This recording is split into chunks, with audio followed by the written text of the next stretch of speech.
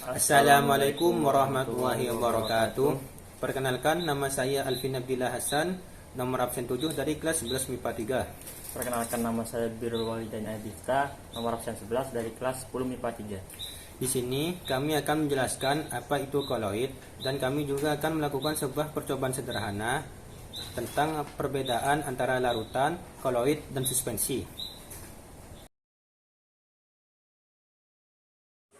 Campuran larutan yang kita tahu secara jelas ada dua macam, yaitu larutan sejati dan suspensi. Pada larutan sejati, semua partikel yang larut dan menghasilkan satu fase yang tidak bisa dipisahkan. Pada suspensi, partikel-partikel ini tidak larut dan kedua fase dapat dipisahkan. Di antara dua jenis larutan ini, ada yang disebut dengan koloid. Koloid ini merupakan satu fase tidak terpisah, tapi partikelnya tidak sekecil larutan sejati. Contoh koloid dalam kehidupan sehari-hari adalah saus tomat. Dalam sistem koloid, partikel sejati disebut terdispersi dan mediumnya disebut dengan pendispersi. Koloid memiliki berbagai sifat. Beberapa di antaranya ialah yang pertama, gerak Brown. Gerak Brown merupakan gerak acak dari partikel koloid yang dapat dilihat hanya dari mikroskop ultra. Pergerakan acak tersebut disebabkan adanya tumbukan. Yang kedua ada efek Tyndall.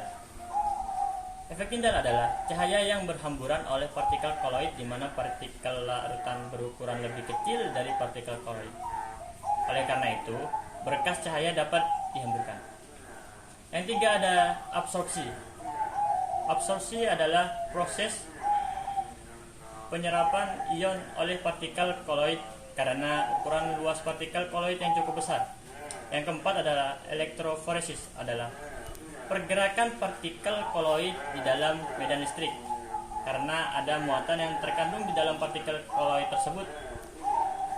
Untuk yang kelima ada dialisis. Dialisis adalah pemurnian koloid agar bebas dari ion-ion pengganggu. Selanjutnya, kita akan melakukan sebuah percobaan sederhana untuk membedakan antara larutan, koloid, dan suspensi. Alat-alat yang akan kita gunakan adalah wadah dan juga sendok sebagai pengaduk. Sedangkan bahan yang akan kita gunakan adalah air sebagai ion pelarut, gula sebagai yang terlarut, susu bubuk, dan juga kopi bubuk. Langkah pertama, kita akan memasukkan semua bahan ke dalam wadah. Dimulai dari gula,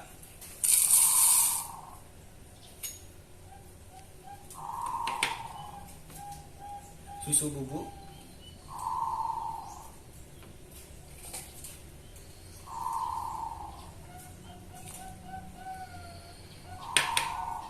dan kemudian kopi bubuk.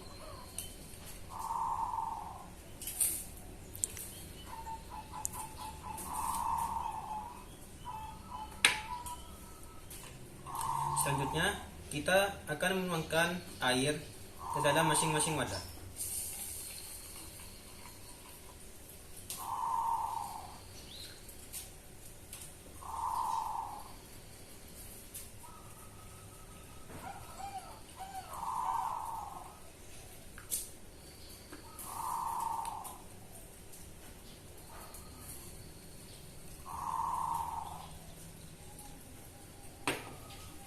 Setelah dimasukkan air, maka langkah selanjutnya adalah mengaduk bahan-bahan hingga tercampur rata dengan air. Setelah semua bahan tercampur rata, mari sekarang kita melihat jumlah fase yang terlihat secara fisik dengan menggunakan indera mata secara langsung. Pada larutan gula, hanya terdapat satu fase homogen yang jernih dan stabil. Di sini, tidak terlihat pemisahan fase ataupun endapan. Pada larutan susu, terlihat hanya ada satu fase, meskipun sebenarnya ada dua fase atau lebih. Keruh, tampak stabil, namun campuran ini dapat dipisahkan dengan proses pemanasan ataupun pendinginan. Pada larutan kopi, terlihat nyata terdiri dari fase homogen yang terpisah secara permanen dan tampak tidak stabil. Setelah melihat fase dan kestabilannya, mari melihat efek Tyndall. Pada larutan gula, kita dapat melihat bahwa cahaya dapat menembus pada sisi lain wadah. Hal ini membuktikan bahwa larutan gula tidak mendapatkan efek tindal.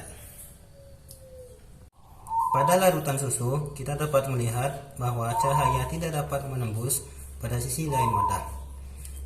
Bukan hanya itu juga, cahaya juga dibebaskan kepada segala arah.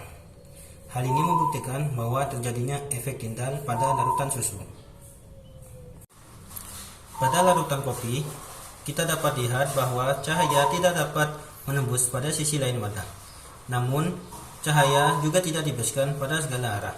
Hal ini membuktikan bahwa larutan kopi merupakan suspensi.